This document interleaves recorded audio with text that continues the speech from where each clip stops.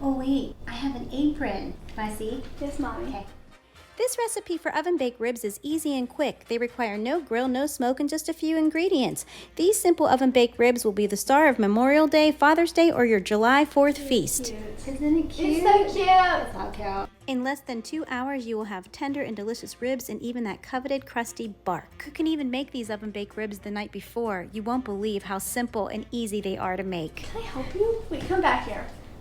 No. Woman. No. That's how I want. Is that a stain already? I know I can dress myself. Aunt Joni embroidered this for me. I just sent her a picture of my logo. It's lovely. Yeah. And if you don't have an Aunt Joni, you can send your picture to my Aunt Joni and she'll do this for you. I'll leave her link in the description box below. So anyway, today we are making the best, the tastiest, the most tender oven-baked ribs. That's right, folks. If you don't have a grill or you just don't want to be bothered, I'm going to teach you how to make these in your oven in half the time, and I'm even going to teach you how to get that little bit of bark on the top. Stay tuned. You're extra animated today, woman. And lots of coffee. What? Your skin's glowing like when you come out of the kitchen. Yeah, well, I put more moisturizer on. Okay, I think when you work at night, it's just grease. It's just grease. Anyway, what I did is I used pork ribs, they're baby back ribs, and this is about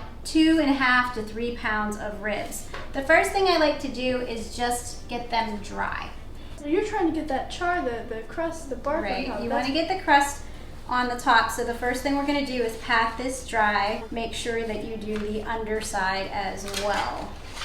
Little ribbies. Have you seen the little piggies? I want to create a steam bath for my ribs. I need a rack to put my ribs on, and they're gonna sit up higher here. So what I used is, this is actually a sheet pan that I used to bake cakes in. And then I have this rack. This actually came with my oven many moons ago, but it's real nice. It sits right up in there. So you just have to kind of find what works for you. And then I'm going to take my ribs that we dried, and I'm gonna set them on top. I was gonna make a boob joke, but What about the boobs? I kept saying rack. I was like, I have a rack for your ribs. That's the only rack I have. Normally when you make oven baked ribs, they tell you to cook it low and slow and you have to cook it for hours and hours. But this is kind of like a steam method where we're going to put our oven on the highest setting and we're going to cover it with foil and create like this steam that comes up. You can do it. I can't do it. I'm gonna put my oven on broil. So that's really the first thing you wanna do. Okay, done. I am going to take about 2 tablespoons of canola oil, vegetable oil, something that doesn't have any flavor really, something that is neutral in flavor. An oil that is neutral in flavor. I'm going to coat both sides of my, shouldn't really wear my rings, but this is my evil eye ring. So, all you haters. And this is to clear all my chakras. It's not working. Anyway, whatever. Okay, I'm rubbing my meats. Your meat's too long? My meat's too long. Nobody ever said, are you with me? Do you love me? All right, salt and pepper. That's all we need. I have kosher salt and I have black ground pepper. All right, and I am going to liberally sprinkle. Okay, so then there's our salt, here's our pepper. And then you want to make sure that you get it on the underside. Why am I so goofy right now? So we are going to add a steam bath to this. So we're going to add 8 cups of plain water. And you're not going to spill it everywhere. Maybe you will. Aw, you're getting your meat wet. I'm getting my meat wet. I have some on my slipper. Then we're going to put in a cup of soy sauce. And then you want to use the juice of 1 orange or a 1/3 cup of orange juice. That was more than that, but it doesn't matter. We don't measure in this house. We don't measure, because we pros, bitch. You sound insane. You can use ground ginger, and if you do that, use 2 teaspoons of that. I have some fresh ginger. It's a good thing this tastes so good, because it's ugly. It looks like Harvey Weinstein. If you have fresh ginger, you can just cut up a few pieces and just kind of put them in there. You could do this with the oranges too. You could slice up some of the oranges and put them in there.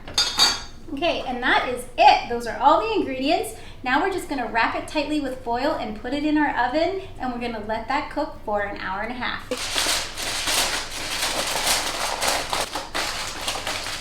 Huh? I can't even hear myself. Okay, put it in the oven. Okay, I'm gonna put it in the oven.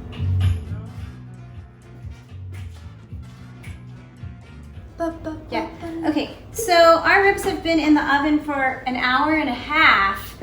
If you really want to make sure that it slides right off the bone, you could let this sit covered for another hour or so, but it's ready, it's already tender.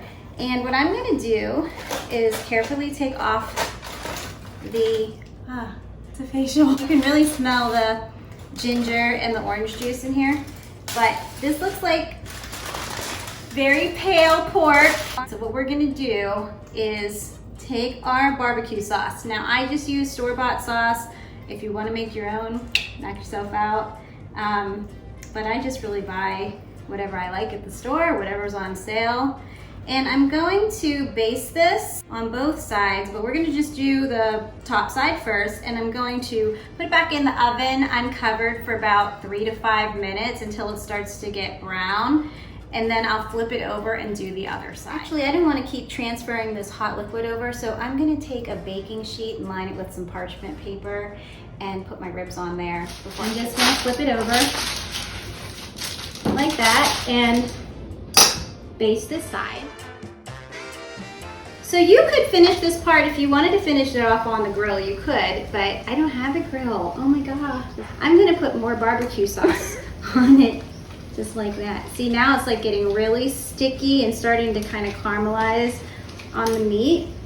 You could go ahead and put this back in the oven, you know, baste it as many times as you want. You could brush it, put it in the oven for 3 minutes.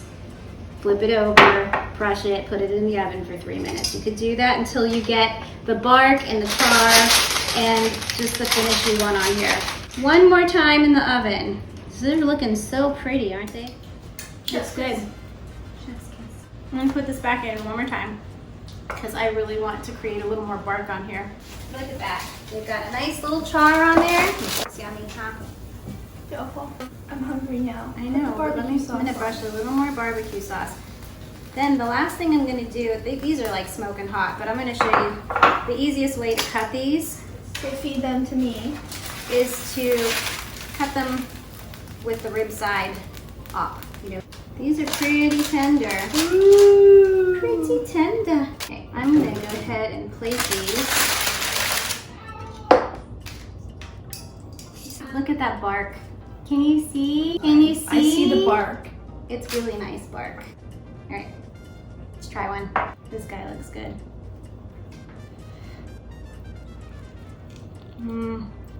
It's really tender. It's like melting in my mouth. The meat's so sweet and juicy, and there's a nice crunchy crust on top. You can come have one, they're very hot. If you like my channel, please subscribe and share and leave a comment below.